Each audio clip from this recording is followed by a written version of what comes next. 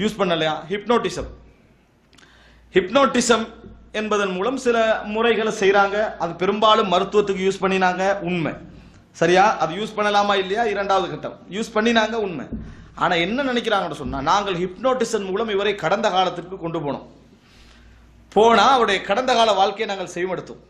கடந்த கால வாழ்க்கையெல்லாம் நம்ம செவிமடுத்து அப்பொழுது எங்களுக்கு விளங்கிச்சு இதான் அப்படி என்று சொல்லி. ஆனா ஒன்றை புரிஞ்சுக்கங்க, இவங்க இந்த செய்திகள் மூலம் என்ன உறுதிப்படுத்த வராங்க தெரியுமா? ஹிப்னோட்டிசத்தில் உள்ளவன் பொய் சொல்ல மாட்டான், பிந்திய நிலைக்கு போனவன் எப்பயும் உண்மை சொல்லுவான் அப்படியே என்னது நினைக்கிறாங்க.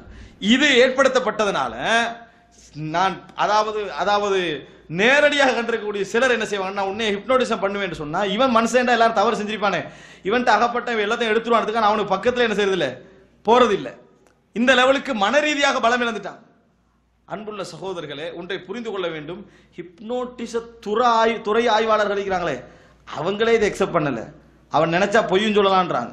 நான் இவனுக்கு உண்மையே சொல்லக்கூடாது அப்படி என்ற லெவல்ல ஒருத்தன் போறானே, அவனை ஒரு நாள் என்ன செய்யலாது, உண்மை சொல்ல வைக்கல. ஹிப்னோட்டிசத்தில் உண்மை சொல்வான், எதத்துல பொய் சொல்வான் லெவலுக்கு என்ன செஞ்சிட்டாங்க, ஆக்கிட்டாங்க.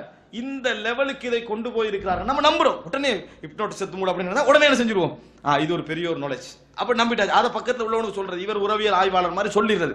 அன்புள்ள சகோதரர்களே, முதலை புரிந்து கொள்ளணும். குடும்ப வாழ்க்கையில இப்படி சொல்றாங்க நிறைய. குடும்ப வாழ்க்கை நீங்க கணவன் மனைவி பிரச்சனை உளவியல் ரீதியா இப்படி, உளவியல் ரீதியெல்லாம் நீங்க ஒன்றும் செய்ய வேணாம். உங்களுடைய இயல்பான குணம் எது சரி எது பிள்ளை, நீங்க செய்யற பிள்ளைய சொல்லும், இதை எடுங்க. இரண்டா இஸ்லாத்துடைய வழிகாட்டல். இஸ்லாமிய வழிகாட்டல் குடும்ப மனைவியோட என்ன நடந்து கொள்ள சொல்லுது, கணவனோட என்ன முறையில் நடந்து கொள்ள சொல்லுது, இதுகளை பாருங்க.